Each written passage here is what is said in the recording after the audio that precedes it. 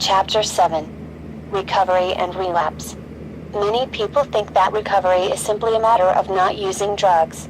They consider a relapse a sign of complete failure, and long periods of abstinence a sign of complete success.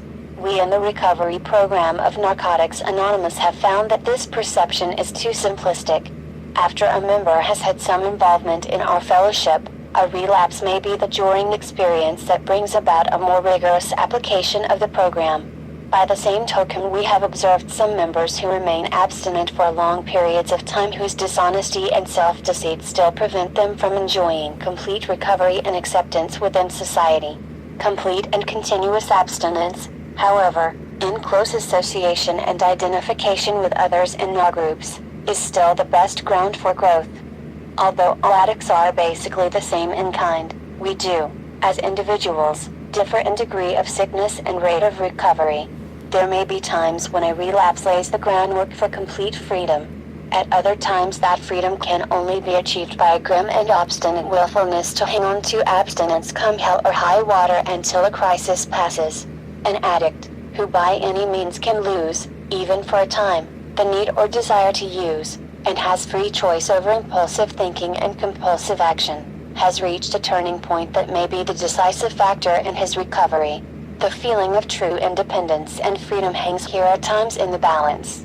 To step out alone and run our own lives again draws us, yet we seem to know that what we have has come from dependence on a power greater than ourselves and from the giving and receiving of help from others in acts of empathy.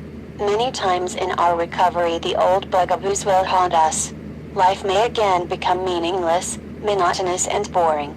We may tire mentally in repeating our new ideas and tire physically in our new activities, yet we know that if we fail to repeat them we will surely take up our old practices. We suspect that if we do not use what we have, we will lose what we have. These times are often the periods of our greatest growth. Our minds and bodies seem tired of it all, yet the dynamic forces of change or true conversion, deep within, may be working to give us the answers that alter our inner motivations and change our lives. Recovery as experienced through our 12 steps is our goal, not mere physical abstinence. To improve ourselves takes effort, and since there is no way in the world to graft a new idea on a closed mind, an opening must be made somehow. Since we can do this only for ourselves, we need to recognize two of our seemingly inherent enemies, apathy and procrastination. All resistance to change seems built in, and only a nuclear blast of some kind will bring about any alteration or initiate another course of action. A relapse, if we survive it, may provide the charge for the demolition process.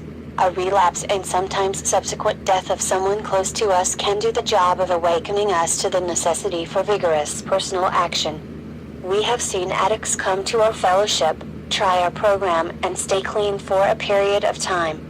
Over time some addicts lost contact with other recovering addicts and eventually returned to active addiction. They forgot that it is really the first drug that starts the deadly cycle all over again. They tried to control it, to use in moderation, or to use just certain drugs. None of these control methods work for addicts.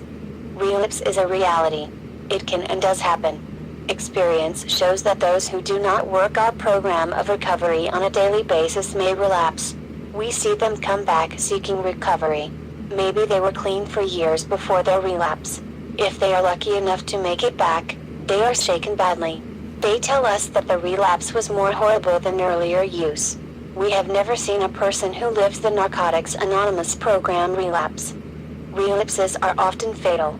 We have attended funerals of loved ones who died from a relapse. They died in various ways. Often we see relapsers lost for years, living in misery. Those who make it to jail or institutions may survive and perhaps have a reintroduction to NA. In our daily lives, we are subject to emotional and spiritual lapses, causing us to become defenseless against the physical relapse of drug use. Because addiction is an incurable disease, addicts are subject to relapse. We are never forced into relapse. We are given a choice. Relapse is never an accident. Relapse is a sign that we have a reservation in our program. We begin to slide our program and leave loopholes in our daily lives. Unaware of the pitfalls ahead, we stumble blindly in the belief that we can make it on our own. Sooner or later we fall into the illusions that drugs make life easier. We believe that drugs can change us, and we forget that these changes are lethal. When we believe that drugs will solve our problems and forget what they can do to us, we are in real trouble. Unless the illusions that we can continue to use or stop using on our own are shattered, we most certainly sign our own death warrant. For some reason, not taking care of our personal affairs lowers our self-esteem and establishes a pattern that repeats itself in all areas of our lives.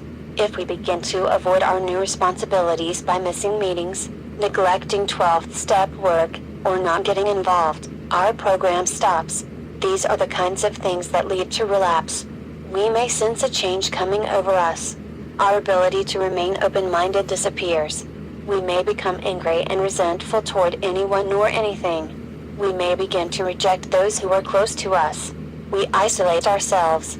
We become sick of ourselves in a short time. We revert back to our sickest behavior patterns without even having to use drugs. When a resentment or any other emotional upheaval occurs, failure to practice the steps can result in a relapse. Obsessive behavior is a common denominator for addictive people. We have times when we try to fill ourselves up until we are satisfied, only to discover that there is no way to satisfy us.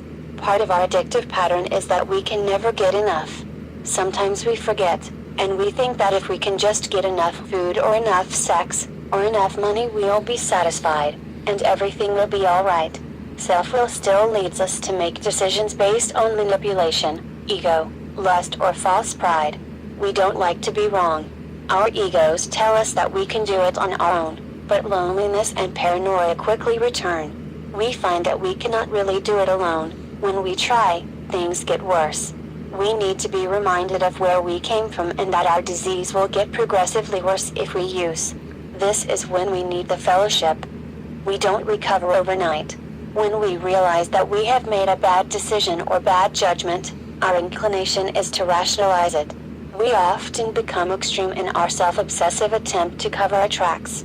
We forget that we have a choice today. We get sicker. There is something in our self-destructive personalities that cries for failure. Most of us feel that we do not deserve to succeed. This is a common theme with addicts. Self-pity is one of the most destructive of defects. It will drain us of all positive energy. We focus on anything that isn't going our way and ignore all the beauty in our lives. With no real desire to improve our lives, or even to live, we just keep going further and further down. Some of us never make it back. We must relearn many things that we have forgotten and develop a new approach to life if we are to survive. This is what Narcotics Anonymous is all about. It is about people who care about desperate, dying addicts and who can, in time, teach them how to live without drugs. Many of us had difficulty coming into the fellowship because we did not understand that we have the disease of addiction. We sometimes see our past behavior as part of ourselves and not part of our disease. We take the first step. We admit that we are powerless over our addiction, that our lives have become unmanageable. Slowly things get better, and we start getting our confidence back. Our ego tells us that we can do it on our own. Things are getting better, and we think we really don't need this program. Cockiness is a red light indicator. The loneliness and paranoia will come back. We find out that we can't do it on our own and things get worse. We really take the first step, this time internally. There will be times, however, when we really feel like using. We want to run, and we feel lousy. We need to be reminded of where we came from and that it will be worse this time. This is when we need the program the most.